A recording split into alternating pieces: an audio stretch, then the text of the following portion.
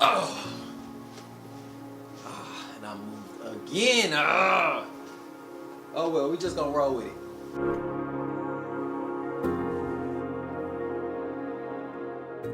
So, have you guys ever been in a scenario where you're surrounded by so many beautiful things?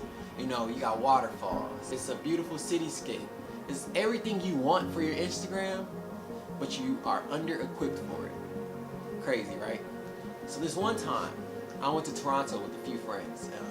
I had just recently sold my camera. I initially had a Canon 60D. Some of you are gonna be like, oh, that's kind of a whack camera, it isn't all that.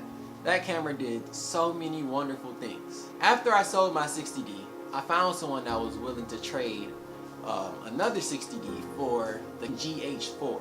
Now I'm leaving to go to a different country with an entirely new camera that I've never used before a day in my life.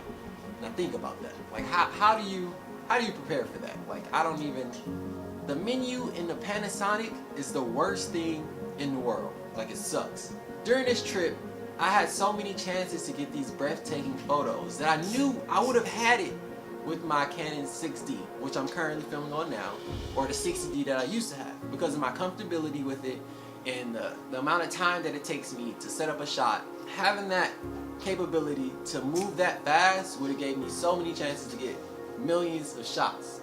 So having that camera and being in that situation really sucks. But you know, at the end of the day, that frustration that I had knowing that I can't get those photos that's very close to my unique style for photography, it really put me in a box creatively. And I just felt like I couldn't do anything. I felt very stagnant and stationary. So it's like, don't ever travel without the stuff that you're comfortable with.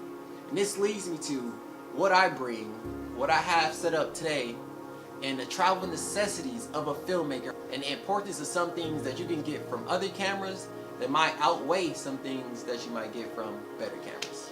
So let's jump into this now, and I'm gonna go over all of the things that I have set up.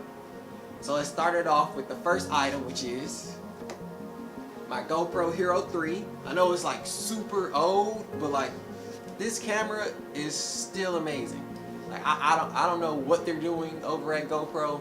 They're at like 8, 9, beats me, they might be at 25. But this was the first camera that I ever got to start making films on. And it was, I don't know, I was on the swim team, jumping in the pool, right after the Christmas break with this camera. Like, I got a camera, y'all. Y'all wanna make some videos? We could film right now. Like, do you wanna do it? And I feel like you can get this camera right now for about like 200, 300 bucks, maybe even cheaper because it's so old. So when you get this camera, it takes micro SD cards, the super small ones. I can show you. Super little ones, you probably can't see it. But it takes micro SD. Battery life is kind of good. It's alright. It works for most scenarios. It's super small. You can literally put it anywhere. That's if you don't have it in the housing. I recommend getting the underwater housing because you never know when you're going to be in a scenario when you want to go underwater. Or you can get the frame housing. I personally keep it bare and just carry it around because it's so light. It's really inexpensive to an extent. So that's the first item that I have. The second item that we have is the Canon 6D.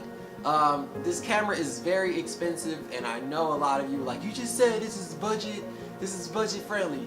It isn't about the budget right now. I'm just telling you what I personally have, what I set up. This is what I had access to and what I'm going to make work. This camera does not have a flip out screen. It's extremely heavy. So like putting a camera like that on a small Gorilla Pod, which I'm using as well. Also got that from Walmart for about 16 bucks. But putting a camera of that caliber on this pod is like trying to balance an anchor to a small plank of wood. It's very hard and it's a struggle. So I wouldn't recommend this one, but the quality that comes from this camera is, I don't know. You tell me. This is a full frame camera. It's 20.1 megapixels. It's beautiful. But this isn't the camera for everyone. But the best vlog camera that I can recommend is the Canon G7X. A few of my friends worked with it. They have tons of footage of it everywhere. You can find it on Craigslist. You can find it on Facebook Marketplace. You can get it for about 300 bucks sometimes. It's real iffy, but if you're really out there looking, you can find it for a great price. And that's the camera I could recommend. It has a small flip out screen. It kind of looks like full frame. It's beautiful. I think it's like 24 megapixels or something like that. Quality's great. You can take stills with it. It's the all-around camera built for a YouTuber. Many people overlook it and they instantly want to get a Canon T5i, a Canon T6i. You don't need one of those to start vlogging. If you're going into photography, yes. If you plan to do photography, filmmaking, and all of that stuff, I suggest it. If you're just here for YouTube, the G7X is, my personal opinion, is the way to go. But that's going to be up to you. So, also, I have this Mac here. This is pretty old. It's kind of cracked, but this takes care of everything for me. I do all of my editing. I work out of Premiere Pro and After Effects for the film stuff. For photography, I use Lightroom and Photoshop together. You can get them bundled as a package if you're a student for about 20 bucks a month. It's worth it. So computer is most definitely mandatory, and I suggest you get one. Not a Mac really, you can go with a PC. Anything that could handle the Adobe suite. That's really what you need. Also, so with storage and space, stuff like that, I have a 1 terabyte hard drive that I got from Best Buy for about 40 bucks. Make sure to back up everything that you do. Always back it up. So this is the one thing that I have that's mandatory. And if this goes down, I have a backup. So you need one of these. This beautiful blue thing of space, you need it. It's very important. And you need to keep everything on file just in case you might want to sell some of that stock footage. Or just in case someone wants some pictures from who knows how long ago. But keep it on file because you never know when you'll need it again. The lights that you cannot see right now that I have set up, also got those off of Craigslist for about 140 bucks. So 70 a piece. I have 2 of them. They're little LED panels. Not really little, they're kind of big. This isn't a necessity, but it's very useful. And on top of the camera, I have a very cheap microphone. I think it's about 20 bucks off Amazon. I'll probably link it below so you can see it. On the camera, the lens that I'm running with is 50mm. It's closest to the human eye, you know. One of the best lenses ever. And you can probably get it for 50 bucks on Craigslist. Craigslist is your best friend. As a filmmaker, photographer, you will find everything there for rates that you won't find anywhere else. You just have to be willing to go to some weird cities and scenarios to get the gear. But once you get it, I promise you it'll be worth it. The GorillaPod that's on the bottom of the camera is, I got that for 16 bucks like I said before. For the smaller camera, if you were to get the G7X, or if I were to mount this GoPro to it, it'd be perfect because it's so small and lightweight. Otherwise, with this 6D, I need to put it on like a tripod that could really support it because this has been falling over like all day. Portable charger. This one is from my friend Javion Mosley. His stuff is called Revolutionary Kings. I'm going to link it below. I have 2 of these. It comes in white, black. I know he has some Bluetooth headphones.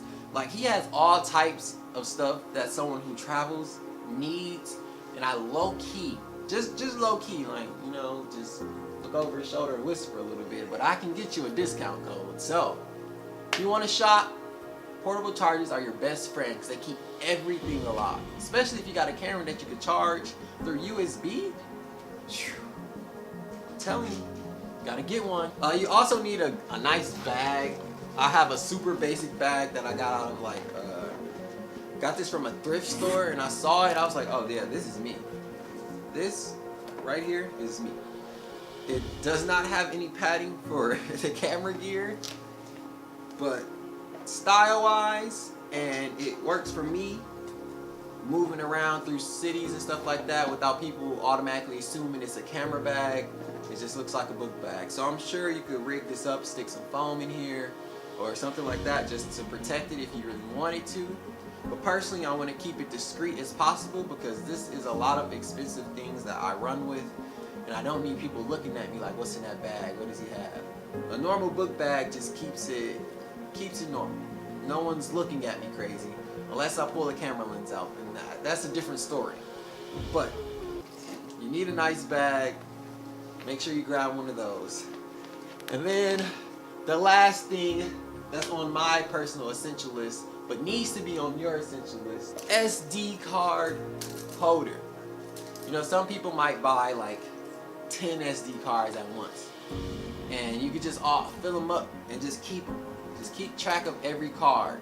You need to label them. These are not labeled, don't judge me, but you should label them so you know what's what, and try to keep them going in order from when you use it. So the least used ones are on the left side and the newest ones are on the right side. So you might have a full side that's all old and an empty side with one card, meaning you started that next, that next video, and that's the card that has everything on it.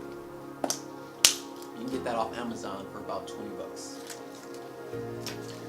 And that's the last item that you really need on my personal list, and your list too.